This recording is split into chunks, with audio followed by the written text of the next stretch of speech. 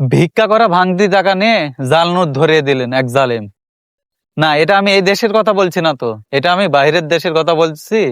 এখন যদি আপনারা মনে করেন যে না, এটা এই দেশে ঘটেছে বা এই দেশে এটা ঘটা সম্ভব বা এটা এই দেশের কথাই, তাহলে আমার আর বলার কিছু নাই। তাহলে চিন্তা করেন, একটা বয়স্ক বৃদ্ধ মহিলা ভিক্ষা করে 1,000 টাকা জমিয়েছে, খরচা ভাঙতি টাকা, কিন্তু সেই টাকা নিয়ে জাল নোট ধরিয়ে দিলেন।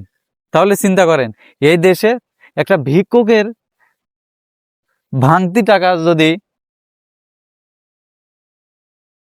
এইভাবে একজন জালেম যদি নিয়ে জাল নোট ধরিয়ে দেয়, তাহলে চিন্তা করেন এই দেশটা কোথায় যেতে পারে।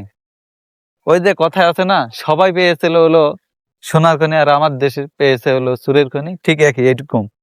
এখন যদি আপনারা মনে করেন যে এটা নিয়ে আমি আর বেশি কিছু কথা বলি, তাহলে এটা নিয়ে আমার বাড়াবাড়ি হয়ে যাবে। এটা এই দেশে সম্ভব, এটা